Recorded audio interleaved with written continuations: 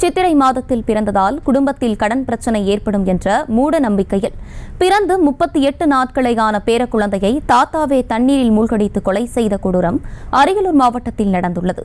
இதுகுறித்து மேலும் விவரங்களோடு இணைகிறார் செய்தியாளர் ரேவேந்திரன். ரேவேந்திரன், வணக்கம். விவரங்களை வழங்கலாம்.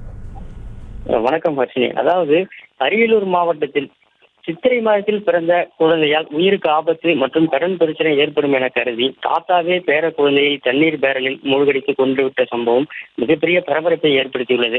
அதாவது சித்திரை மாதத்தில் பிறந்தால் குடும்பத்திற்கு ஆகாது, பிறந்து 38 நாட்களே ஆன பேரனை தண்ணீர் பேரலில் மூழ்கி கொண்ட தாத்தா மனசாட்சி இல்லாமல் செய்துள்ளார் இந்த தகவலை.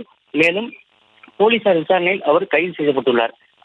அரியலூர் மாவட்டம் ஜெயங்கொண்டம் அருகே உட்கோட்டை வெள்ளாளர் தெருவைச் சேர்ந்த வீரமுத்து, ரேவதி இவர்கள் தம்பதியின் மகள் சங்கீதாவை கும்பகோணம் அருகே உள்ள சுந்தர பெருமாள் கோவில் திரு பாலமுருகன் என்பவருக்கு திருமணம் செய்து கொடுத்துள்ளனர்.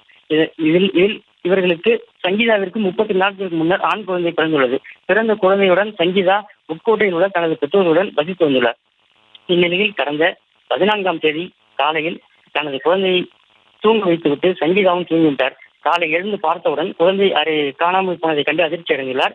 இதனை அவரது தந்தையும் உடனடியாக கூட சேர்ந்து மூழ்கடித்து கொன்றுவிட்டு நாடகம் ஆடியது அம்பலமாக போலீசார் விசாரணையில் தெரிய வந்துள்ளது. இது குறித்து ஜெயங்கொண்டம் போலீசார் விசாரணை மேற்கொண்டதில் குழந்தையின் தாத்தா வீரமுத்து இந்த குழந்தையை சித்திரை மாதத்தில் பிறந்தால் குடும்பத்திற்கு பிரச்சனை மற்றும் கடன் தொல்லை வரும் என நினைத்து கொண்டுள்ள சம்பவம் இப்பகுதி மக்களிடையே மிகப்பெரிய